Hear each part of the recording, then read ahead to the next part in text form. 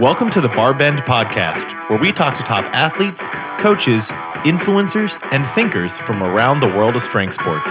Presented by BarBend.com.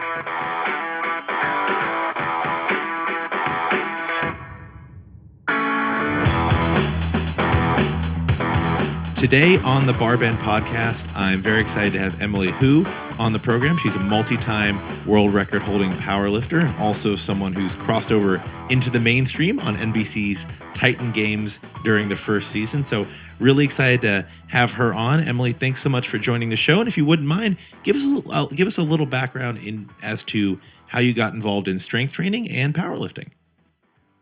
Yeah, okay. With powerlifting, I've been in the game for almost 7 years now. I actually came in a kind of a roundabout way, and I came in really late relative to most other people. I was 30, and I wanted something to do. I wanted like a new hobby as I was, like having a quarter life crisis. Prior to powerlifting, I had never done strength training. I was a gymnast and a martial artist, and I wanted to try something new. And this thing called CrossFit was really popular. So I gave that a try. I also wanted to lose a lot of weight really fast. So I had a personal trainer. And this personal trainer told me that if I lifted really heavy weight, that'd be the best bang for my buck metabolically. Of course, at the time I was a small Asian girl. So I said, oh no, but I want to get big. I don't want to look like a man. And he told me, just give it a try. And if you don't like it, then you can stop. So I gave it a try and I was instantly addicted. And like he predicted, I lost a ton of weight, felt good, looked good, and it's kind of been a thing ever since. Do you think your background in gymnastics gave you like a leg up as far as proprioception? We see a lot of gymnasts go into CrossFit, weightlifting. Gymnastics is like one of the big feeder sports that USA Weightlifting looks for athletes in. Do you think it gave you any benefit when you started your powerlifting training? Most definitely. The gymnastics made me incredibly flexible in my hips, so that really helped me pull sumo. And the thing people know me for or give me crap for is my arch. So another thing is I was a martial artist longer than I was ever a gymnast, and I did traditional Chinese kung fu. So that's a lot of one-legged movements. I think that really helped my body awareness.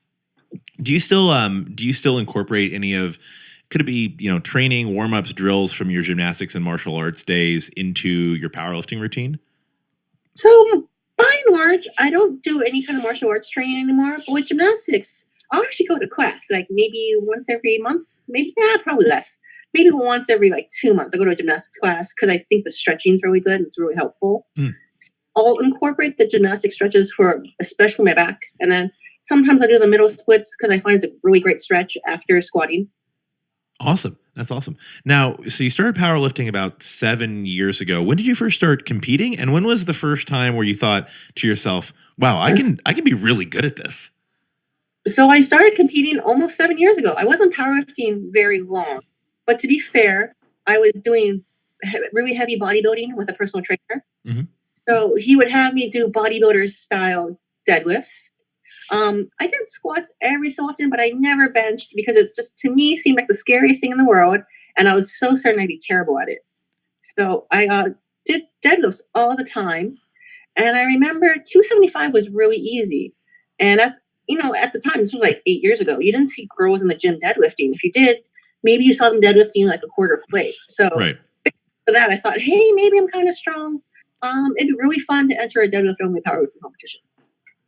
Awesome. Okay, so you started. It's so interesting because you're so well known for the bench press. Yeah. Because when I first came across you, I was like, oh wow, that's astronomical all-time world records in your weight class. So you started in a deadlift only meet. When did you start incorporating? When did you start kind of training for a full powerlifting competition? So I think I remember the dates. I think it was September. I did my first. It was like the summer of 2012. I did my first deadlift only competition, and I had a great time. So I signed up for another competition 3 months later.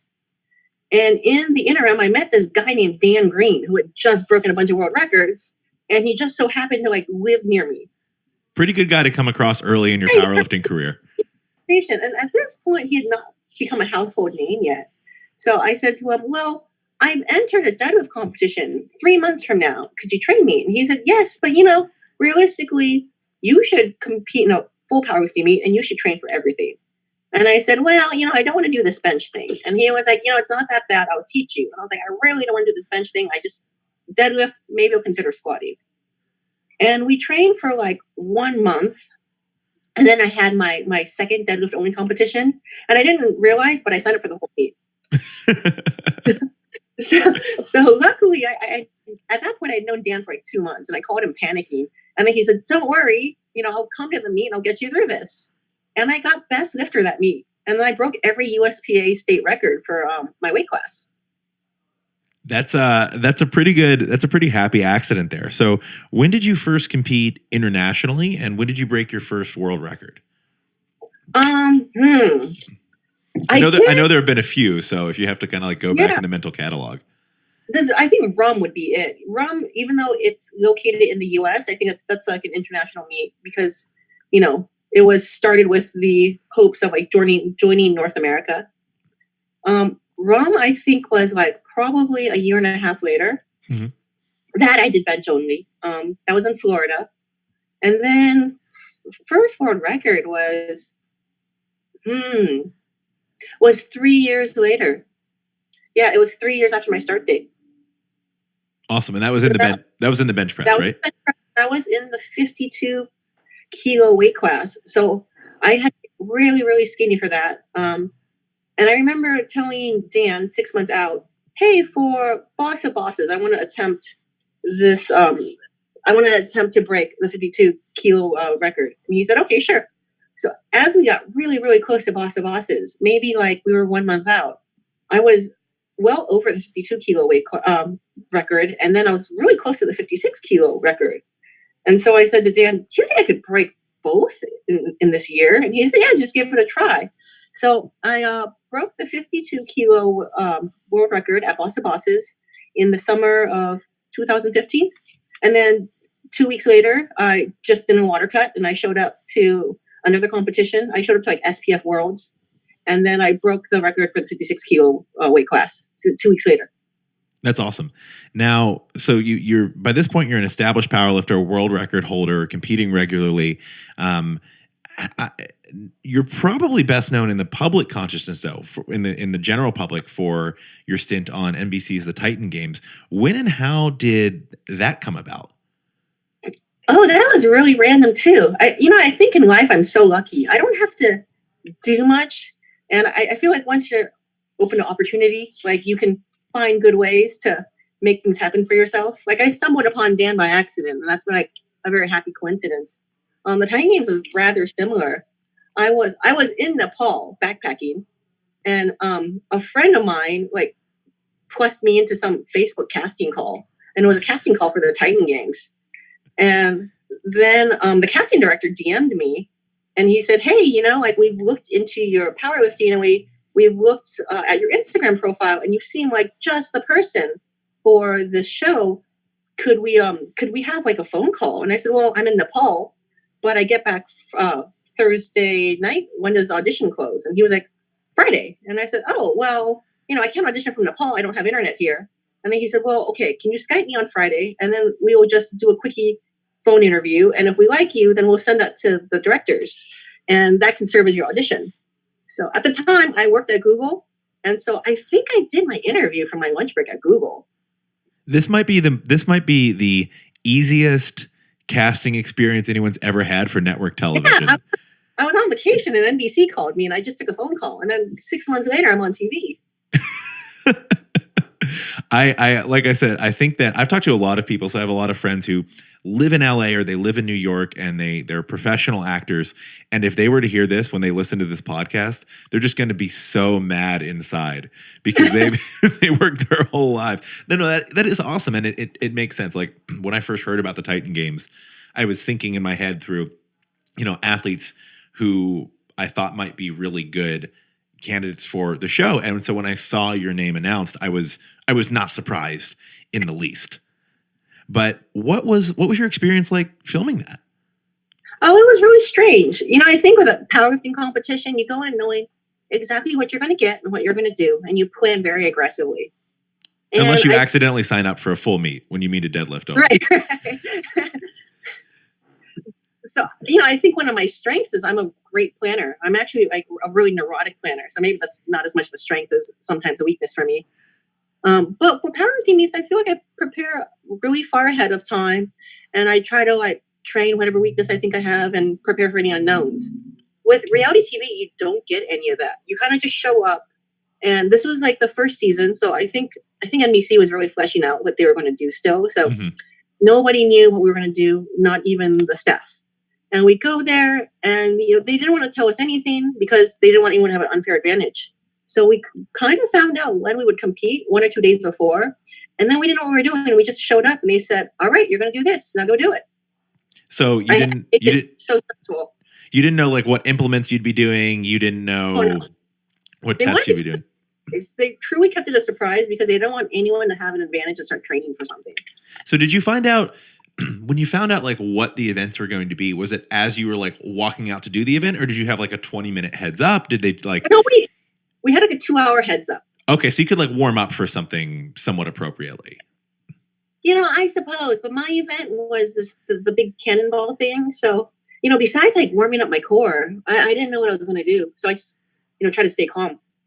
That'd be really nerve-wracking for me. Like I am also a planner. I love prepping things. Even just like scheduling this podcast, I really like, you can see I can be a bit neurotic about things. It would throw me off so much to like be sitting in a room and be like, okay, this is what you're going to be doing in an hour. And it's some physical task I've never done before. Do you think, do you think that got to some competitors? Did you see people like on edge that put them on tilt? Oh, I mean, it got to me. I think the people who did the best on this show were the military people. Because with military, you're trained to respond physically to any type of stimuli. So they were great at that. Another thing is they don't tell you this, but the show is filmed between the hours of like 10 p.m. and 3 a.m. because it has to be filmed at night because it's filmed outdoors. I do not lift at night. So being tired, being nervous, being stressed out, everything was very hard on me. But I think if you're a military person, that's fine because they're used to those conditions and they all did well. Interesting. That actually makes quite a bit of sense. What was the reaction from, your social media followers, your friends, your family, kind of when the show was announced and also when your episode aired? Oh, I think everyone was really happy for me. I was so surprised because spoiler alert, I don't do well on the show. I once again, I got lucky and they put me on the poster anyways. So I think that's like the biggest victory. But, I myself, I didn't win. I didn't get to semifinals. But all my friends and family, they were so happy for me. And everyone watched my episode regardless. And, even when they knew I lost, they were still happy for me. It was really neat. And when they were promoting the show, I remember I heard you were on it and then I started seeing the collateral for it, like the posters, the trailers, and your face was everywhere. I was like, oh my God, I know her. I've met her. Which is super cool. Did that, so do you think does that open up more opportunities? Have you been approached by other, whether it's casting directors, producers, other shows, or anything else after that? Mostly just creepy guys on Instagram. Well, that's probably nothing new in your world. I got a free protein bar. I got a few free protein bars here and there out of it, but nothing yet. We'll see. We're gonna talk like a year from now, and you're gonna have like a recurring role on some like NBC comedy. And you're gonna be like, yeah, they just told me to show up one day, and now I have my own show or something like that. I wouldn't be too surprised. That would be the best. If it's gonna happen to anyone, it's gonna happen to you. What do you think the Titan Games? Now, obviously, look, the Titan Games, it was not athletes doing the squat, bench press, deadlift. It was not athletes doing the snatch and the clean and jerk. It was these kind of like gladiatorial, larger than life implements. It looked more like the world's strongest man competition or something. Yes. Yeah, I agree. But it did get a lot of strength athletes, a lot of powerlifters, CrossFitters, mainstream exposure. What is the impact you think shows like that have on the perception of strength training in the mainstream? I think shows like the Titan Games are great for powerlifting and strength sports in the mainstream. Because if you watch the show, you see that Charity Witt won, and she is a powerlifter and a strong woman, and she's muscular and she's very beautiful.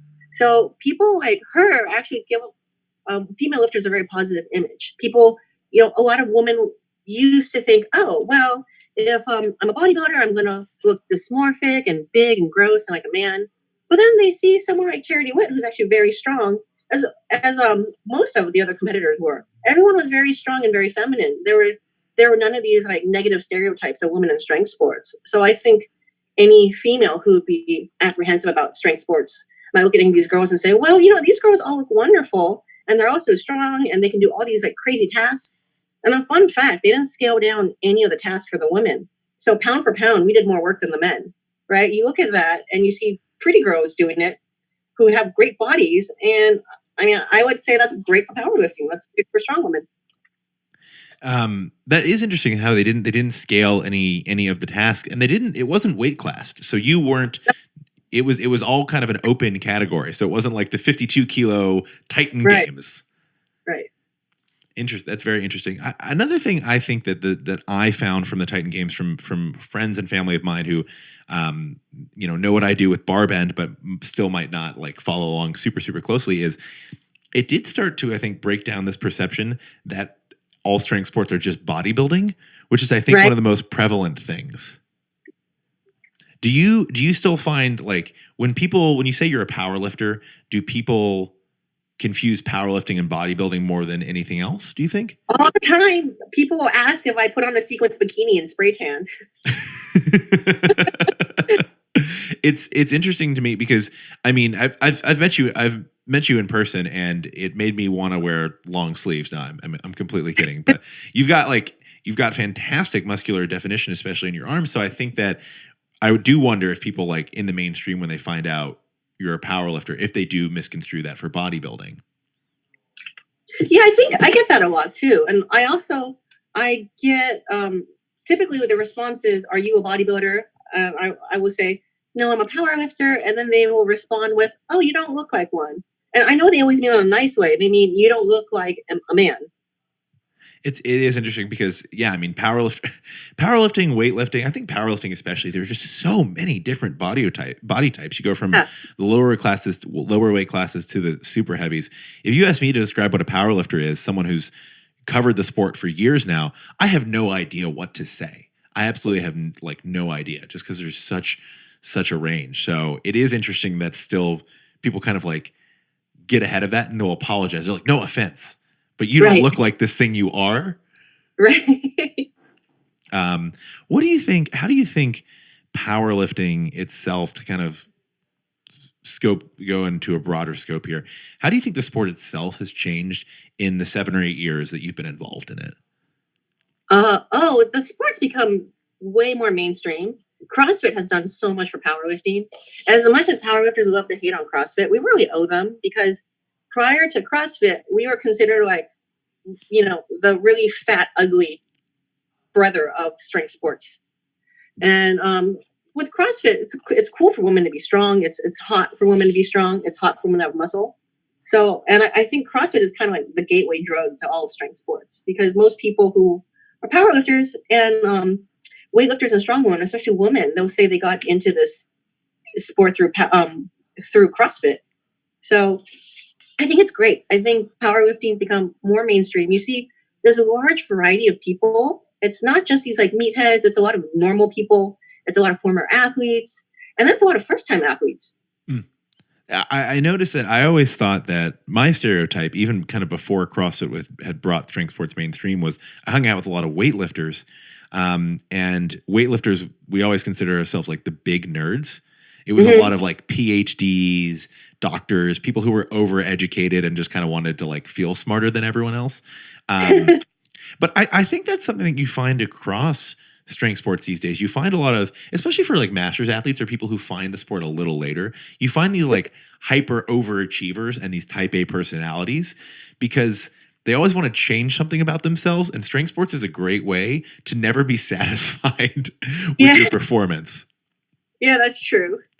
Do you think that, do you find that people who come to you or are finding the sport and maybe, reach out to you about it, do you find like commonalities between them? Do you find that they tend to be people of like a certain background or a certain like, career or industry, or is it pretty broad these days? I think it's pretty broad, but it's usually more petite women. So the rationale here is they look at me and they see someone who's like relatively small for a powerlifter, and they think, well, this person who's not like gigantic and mannish can do it. Maybe I can too. Interesting. What do you think is the biggest mistake a lot of new powerlifters you see or work with might make just when they're first getting into the sport? I think they're too obsessed with body weight. I was too.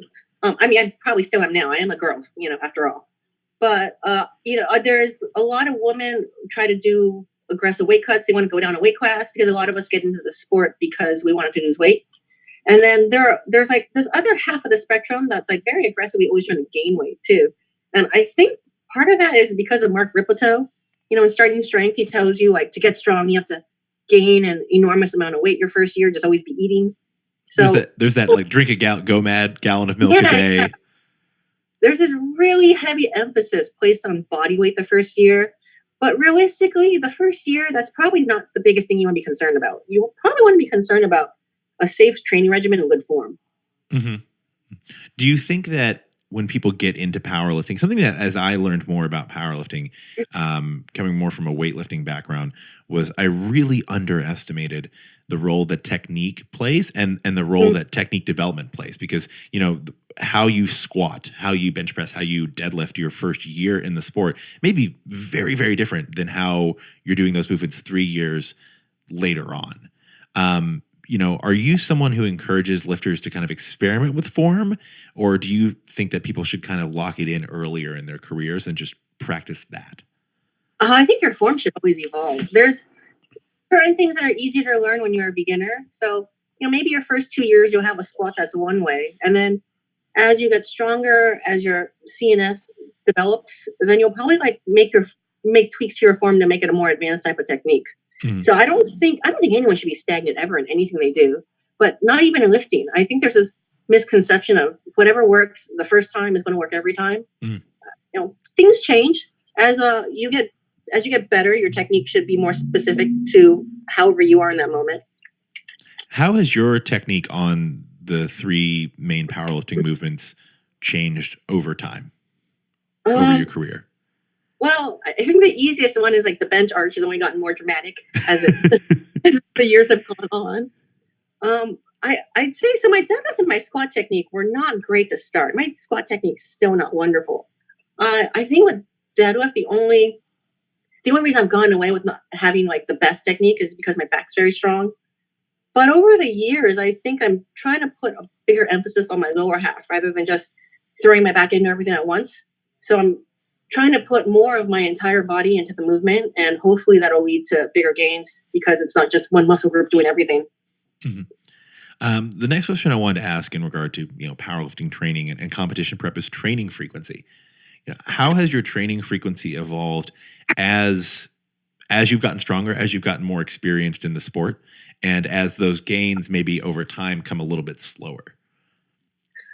Training frequency for me is pretty inconsistent relative to other athletes. I work a very aggressive job. So currently I travel maybe 3 days a week. And when I travel, I don't get a chance to go to the gym.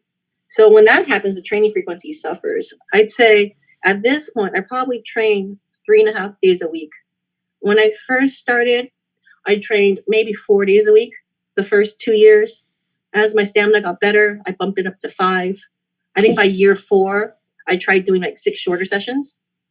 And then maybe 2 or 3 years ago, as the weight started getting heavier, 5 or 6 sessions a week was just too hard. I just needed more time to rest. So then I bumped it back down to 4 to 5. I think frequency it can be as high as your recovery allows, and that's always going to be different. Mm-hmm. A lot of things that change that. Sleep is the most important thing. Sleep and nutrition, and then just external stressors. So if the sleep and nutrition are great, which it seldom is for me, and the external stressors are low, I'll try to do like 5 to 6 sessions. If it's 6, they're very, very short sessions. And then I try to like sleep a lot, and I try to never be in a calorie deficit. You can always figure out how well a strength athlete's life is going by, like, if you ask them how their recovery is. Oh yeah. You can figure out, you can just infer things about like their personal relationships, their job, their sleep, how they're eating with like, just like, oh, how are you recovering these days? It's like the ultimate question. Do you, so since you're traveling so much for work and your training schedule and frequency are always up and down, are you doing anything when you're on the road, whether it's mobility, body weight work? Is there anything that you kind of like incorporate into your travel routine to be a little bit more training ready when you do kind of land back at home?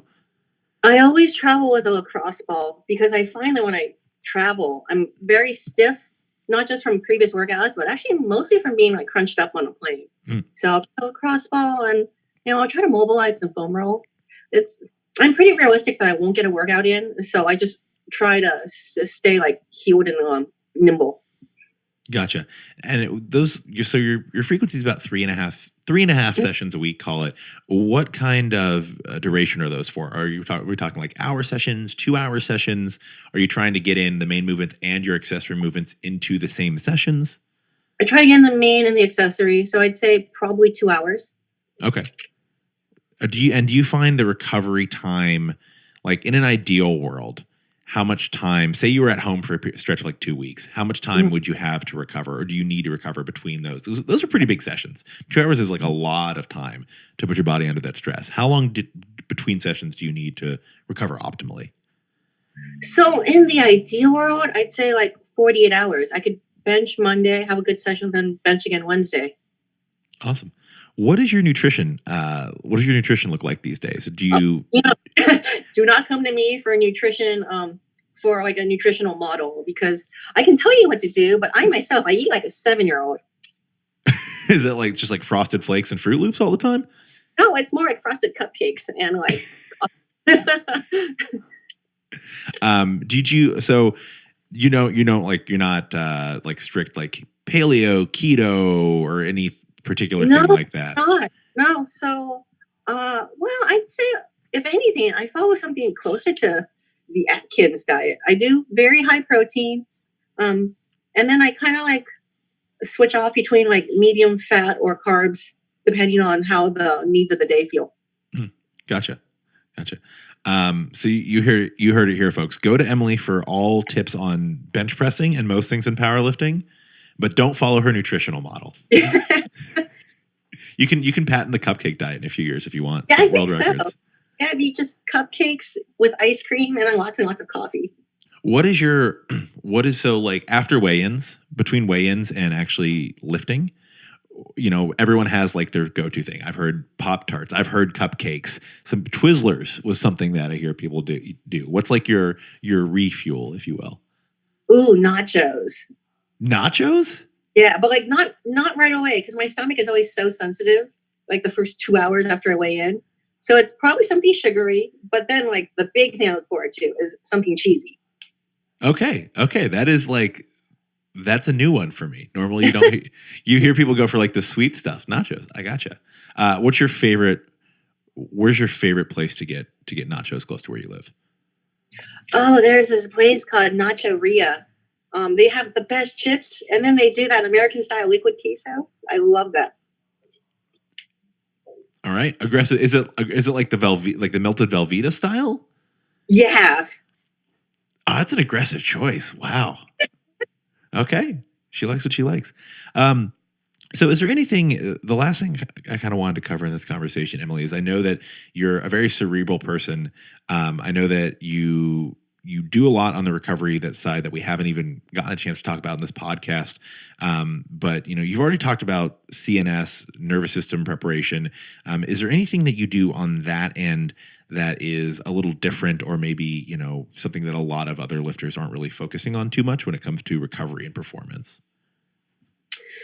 I don't know. I place a pretty heavy importance on foam rolling and the lacrosse ball, but I don't think that's any different from any other power lifter. I'm a really big fan of fish oil. So I do take a lot of natural supplements that I think help. So there's like fish oil, there's NAC, there's glutathione. So big on antioxidants. I I studied nutrition like a little bit after I got into powerlifting. I got an online certification in nutrition so I could get a good idea of better ways I could rehab myself. And I'd say at the end of the day, what's really important is sleeping a lot and eating well. Mm-hmm. So I try to focus on that. Other than that, though, I don't think I do anything like magical that no one else has tried before. Gotcha. And what do you think? So we've talked about how powerlifting's changed since you've been involved. What do you think is next for the sport, looking in the range of, the next 5 to 10 years? I hope that in 5 to 10 years, powerlifting has like the same kind of reach that CrossFit does. I don't know if that'll happen, but I think it's likely. Powerlifting is an easy sport for first timers to get into. So I think that's going to make it a very popular sport for adults. Marathons used to be that about 10 years ago. Hopefully powerlifting will become the next like 5K and marathon trend among adults. Well, what's the equivalency there? Because like people when they start off running, they'll start with like the 5K, then they'll do the half marathon, then the full.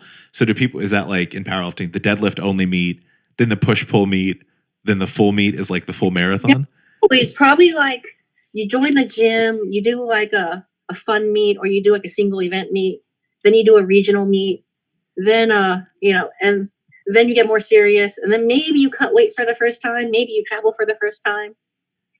I like that. Well, I'm personally, and I'm biased, I'm glad. I hope powerlifting and strength sports becomes the new marathoning, because I'm so tired of hearing people talk about running 26 miles. Oh, running's painful. It's just so exhausting sounding. Well, Emily, thanks so much for coming on today. If people want to follow along with, what you're doing, how you're training, where's the best way to kind of tune in? You can find me on Instagram. The handle is Ummi the Bench Bra. Ummi is AMI. Awesome. And bra, is that BRAH? That's right.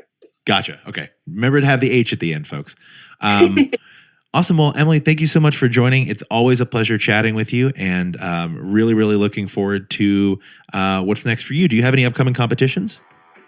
Boss of Bosses is coming up around the corner, so thinking of training for that. It's hard though, because with my work schedule this quarter, I won't be around very often. So we'll see what happens there. Otherwise, maybe something at the end of the year. Awesome. Well, thanks so much, Emily. Appreciate it.